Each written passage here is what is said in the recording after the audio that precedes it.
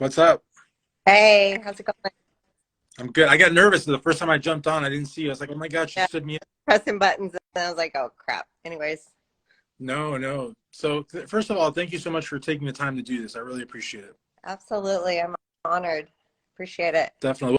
Well, I've been talking to Glenn from Amazon's Fit Mag about you for about 2 months, and I'm like, I really don't know her, and I don't want to reach out like out of nowhere and be like, hey, do you want to do an interview? Usually, the normal interaction is, hey, I liked your page, may I follow you, may I repost you, and then you kind of like build up to the interview. I didn't want to just so he was just he was the middleman, so I appreciated that. Yes. Yeah, he had reached out and said you wanted to do this, and obviously, very honored that you chose me. So here we are. And you are, Glenn always says this, you are the face. I mean, you are, your likeness is Amazon's Fit Mag. I mean, there's covers, but you're it. Yeah. How I ended up in that spot. I mean, again, such a huge honor from Glenn, and just getting to be part of him starting up and getting going with everything. So just pretty awesome experience, I guess. But I mean, what I'd like to know, because, in the fitness industry, right, everybody has muscle, everybody works out. But for a muscular woman, in my opinion, this is not to put anyone down by any means, but I feel like it's so much more in depth. Like there's just so many more complexities to it because, like a bikini competitor, a figure competitor, they are accepted by society. Whereas a women's physique competitor, a women's bodybuilder, I almost feel like to a certain segment of the population, they have to explain. You don't have to explain anything to anyone, but the goal is to grow the sport, right? You want to grow the sport. You want more people to come in, but a lot of people just don't understand. No, I mean, there's obviously a lot of time and effort that goes into it. And again, I guess it's a personal opinion as well, but you're either going to like it or you're not. Some people are more into the whole super tiny, and not saying that they don't crush it in the gym, because everyone does. But it truly, I guess it depends on your likes or the person's likes and dislikes. But I guess when you have muscle, you just roll with it and go from there. But you wear it like with so much pride. You know what I mean? Like you are like living it up. You know what I mean? Like as you're the name, image, and likeness. I mean, you're the logo basically. You know what I mean? So honestly, he noticed it. I noticed it. A lot of people like what's your interaction like on social media? Because surely you're inspiring a lot of people, whether they come out and say it or not. You are. Um, I don't know. I guess I probably could do a little bit better with social media stuff, but I, I don't know. I started out kind of as a, hey, this is just a dream, something I want to check off my bucket list. That's how I got into bodybuilding. I previously, did a lot of CrossFit, and I just liked working out.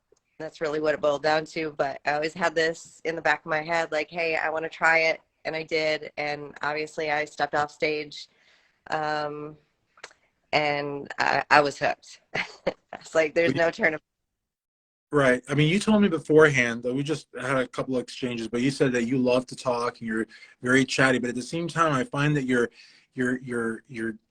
kind of like soul searching for what to say because you're a very humble person. I've interviewed thousands of people, thousands, on Instagram Live, at bodybuilding shows, at expos, and there's folks that are, I don't want to say cocky or conceited, but they're just so they're so like in, well, I guess that sounds conceited, but I don't, they're not conceited, they're just so into what they're doing that they have a tendency to come off as being a little arrogant. But you're just so humble, and here you got Glenn saying you're the logo. I mean, because all these beautiful ladies are covers and features, but you're the logo, and here you are just being so humble. I just think it's remarkable. And you're an IFBB pro also. I mean, you're there, but you're still very humble. I am definite. I mean, everything that I guess that I've accomplished in the last several years, I feel lucky to be able to do it. And obviously having the people in my corner that I had, especially Glenn. He's always believed in me from the start, and I guess just so thankful for that. So, yeah, I was just your average mom at home, and I fell in love with the sports, and we just rolled with it. So that's how I got here. Well, I have to be honest too. You know, I've got a fantastic title sponsor in Titan Medical. They back me in everything, and Glenn does also. And when I partnered up with Glenn, I've always wanted to work closer with muscular women, always.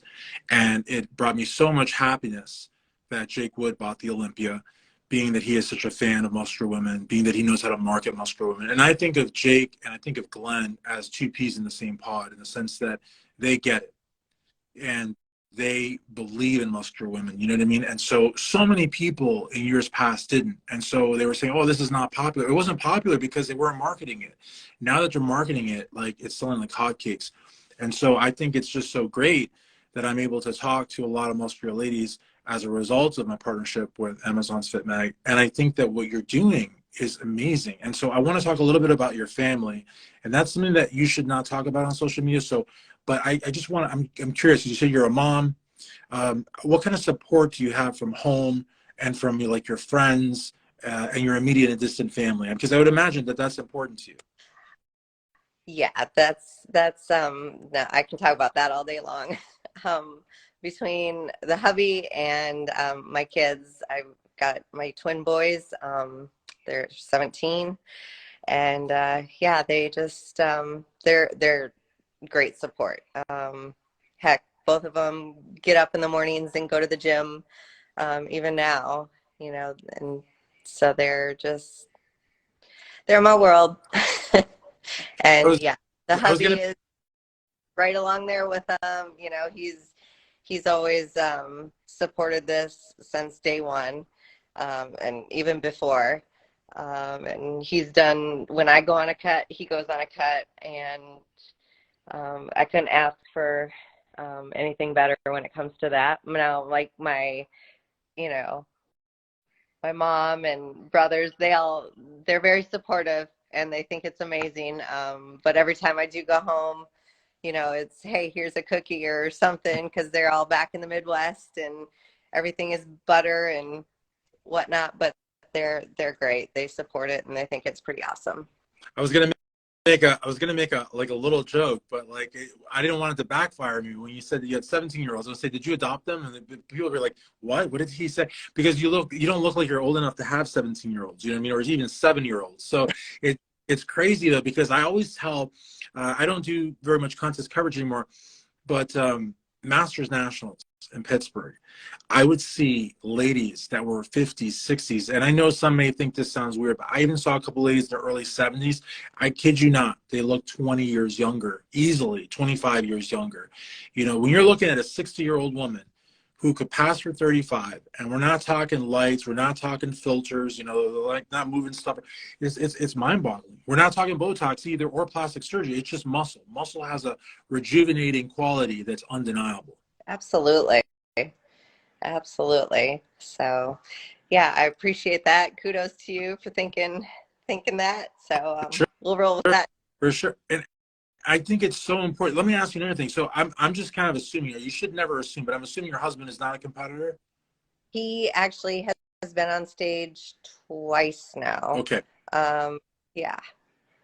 The So, reason I ask that is because when you said that you go on a cut, you said he goes on a cut. mhm. And that to me is like the epitome of support. Because I mean, there's support like, good job, cheer for you in the audience, but to actually, suffer diet wise to show you support. I mean, that's a level of support that I'm really not familiar with. I've never heard that before. Yeah, especially in the beginning stages, when I first started doing this, yeah, he would go on, he would do the cut, or at least, like, you know, restrict things, I guess, and yeah, but ever since, he's pretty much, when I'm on a cut, he's on a cut. So That's awesome. it, So it works. definitely, definitely. So how did you discover all of this? Because I mean, right now, because of Jake, because of people like Glenn, AJ and them. I mean, but it's still a niche sport, and especially on the muscular side of the women's sports, it's still a niche sport. So how did you find all of this? Like I said, my husband and I ran a CrossFit gym for 6.5 years. So You just fitness is fitness has always been a part of us.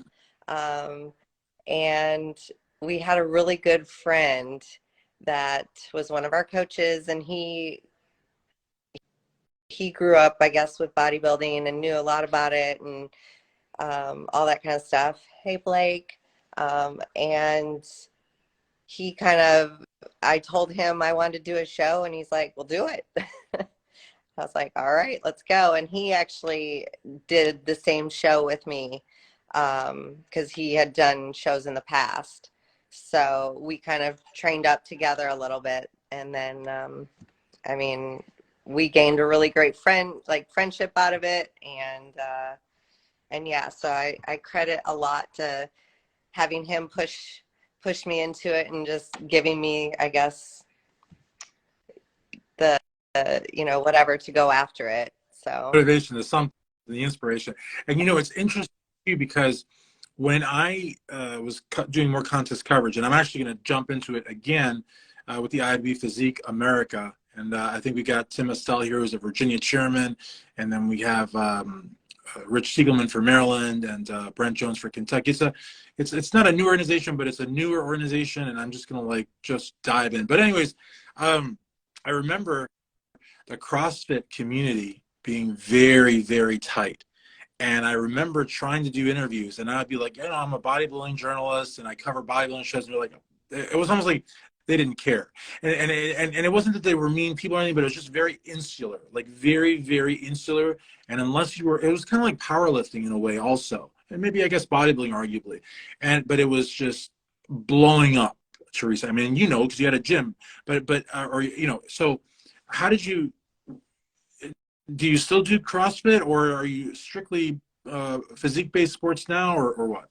I don't do CrossFit anymore. After the 6.5 years, we ended up selling the gym. But yeah, I mean, even that the members that we had, it, like you said, it was very close knit little family. Everyone was awesome, and even that, everyone that has been within my realm of friends and whatnot on this whole journey have always been supportive. So even our members were so awesome when I started this. So And you said you sold it 6 years ago? so no, we sold it. I guess it's been about 3 years now But at least you since. avoided the pain of God, right?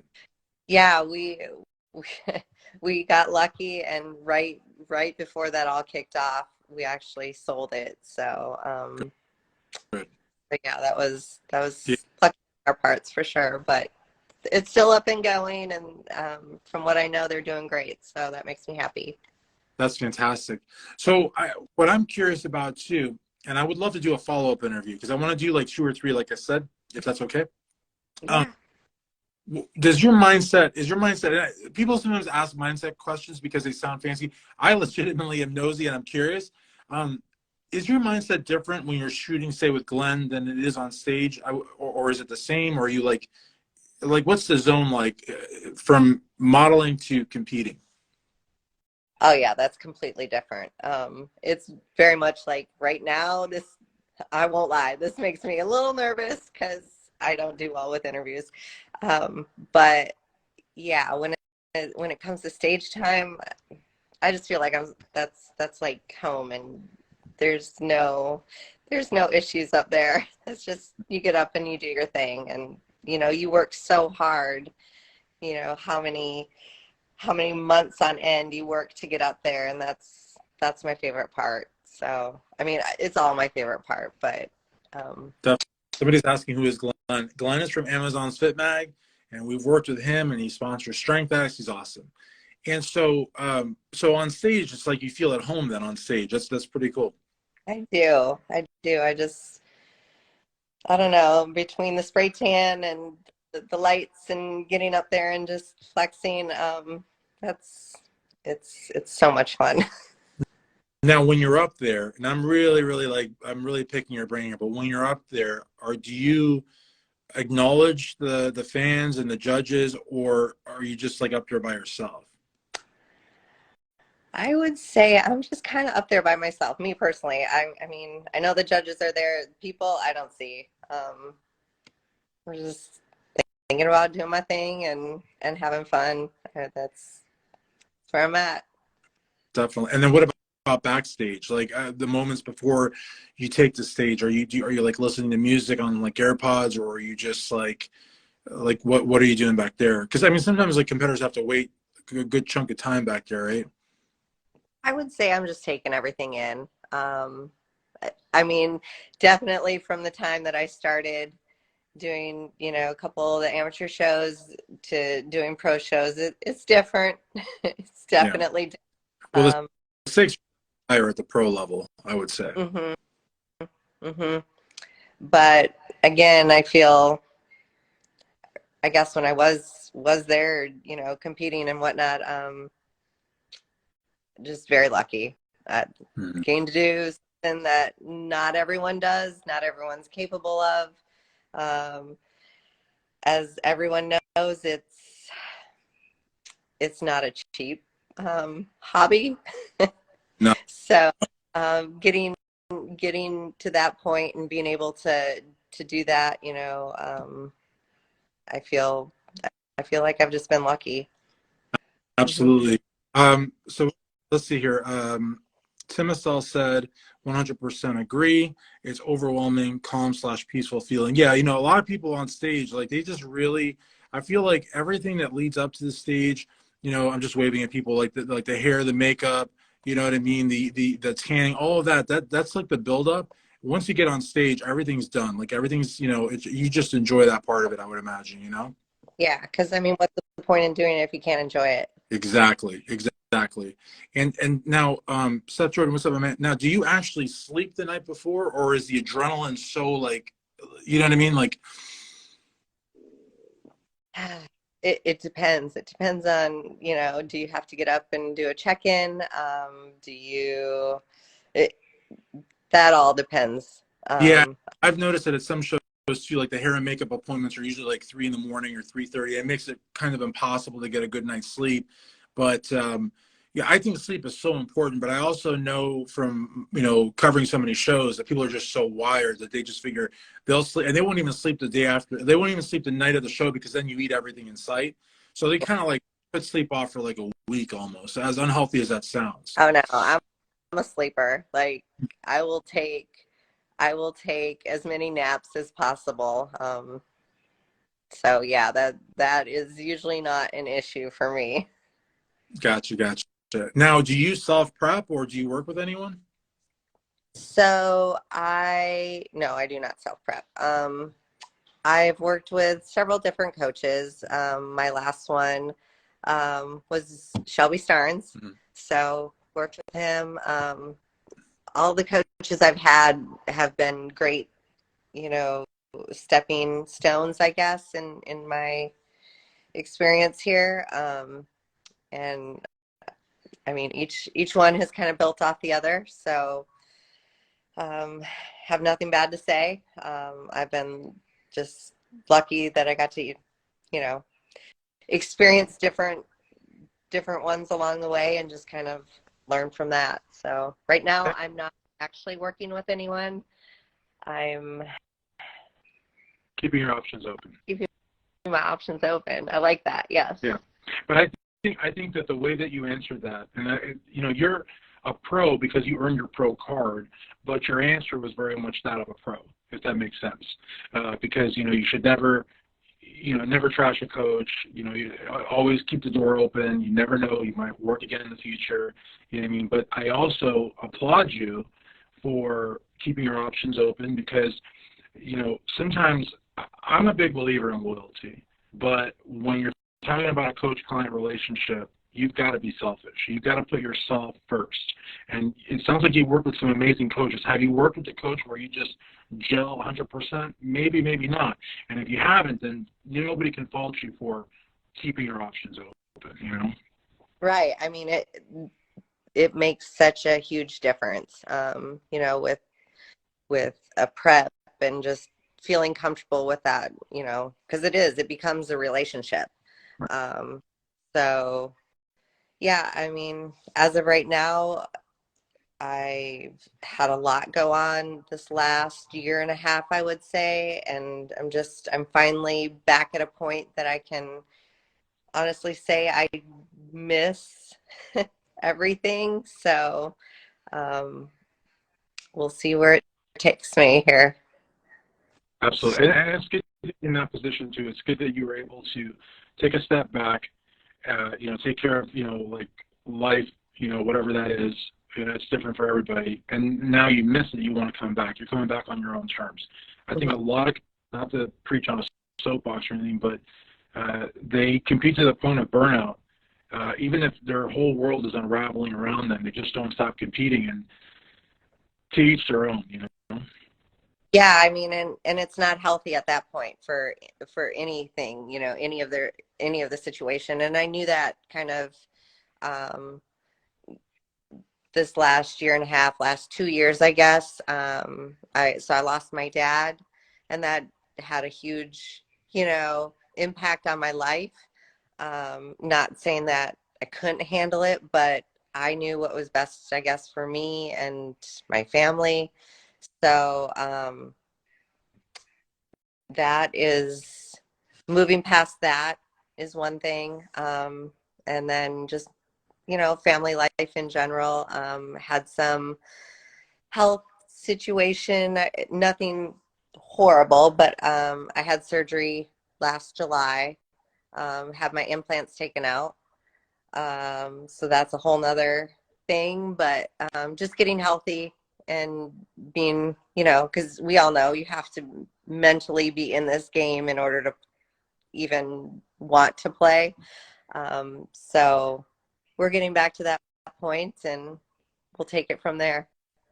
Absolutely. And kudos to you for doing that, because that's, psychologically also, there's a component to that. But again, you have to be selfish and you have to do what's right by your health. Your health is like number one. You know what I mean? And again, I don't want to like say anything about implants, but I mean, there's a lot of issues with that. You know what I mean? So to each their own, but again, putting your health first. And then with regards to your dad, I'm so sorry that you lost your dad. My dad is 98, and every day, I mean, he's in good health, but I always, I make it a point to go down there as much as I can. But the thing is that nothing, and I've not lost my dad, but I think it's safe to say that there's no age, there's nothing you can do, nothing can prepare you to lose a parent. You know what I mean? I don't. So Yes. just so I definitely, send you my condolences, and I definitely understand your decision to take a step back from the stage. I think again, everything you've said thus far is so reasonable that I applaud you for that, because mental health is so important. And I know that you would never hurt yourself, but there's a lot of bodybuilders in our industry that have, and some are no longer with us, and it's because they don't take mental health seriously at all. They don't even allow themselves to grieve. Mhm. So it's honestly, especially for single too. I mean, you've got a very strong family and friends around you. Not to say that discounts your sadness at all, but we've got a lot of people in the bodybuilding industry where like their sole companion in life is a plant. You know what I mean? And it's like, so they have, and then they compete to the point of burnout, and then think, Right. I mean, I see a lot of it, or, at least it shows online. And yeah, I feel so fortunate for all the support that I do have. And so, yeah, when the time is right, we'll get back up there, I'm sure, at some point. But yeah, I definitely feel for the competitors or the people out there that don't have that, and that, you know, they just um, mental health is big. So yeah, reach out. That's That's it right there. Reach out, and there's no honor in suffering in silence or not complaining or any of that crap. I mean, there's no honor in that at all. Just reach out. And again, I know that a lot of people are probably like, "Oh my gosh, this interview's been like an emotional roller coaster." But interviews like this are the real interviews. Like we're not talking about how to like marinate a sweet potato. We're talking about like some real life stuff. And I think one great follow-up interview would be if and when you decide to get back on stage, if you trust me enough to kind of tell me, or you want me to hype you up a little bit, or we can even do an email-based interview or something like that. What's up, Kim Fit Ass Haynes? But I would love to do a follow-up with you, or two or three. I really enjoyed this. Well, I did too. I appreciate it big time, and I know I've seen a couple folks, even old gym members, and just people, in the area, hop on here. So, hey to all of them, and yeah, I would absolutely appreciate it and be honored. Definitely. And if you can, if he doesn't get upset, DM me your husband's IG. I'll follow him, and I'll secretly stalk him a little bit and like his stuff, but don't tell him. And totally not. Hey, Glenn, love you too.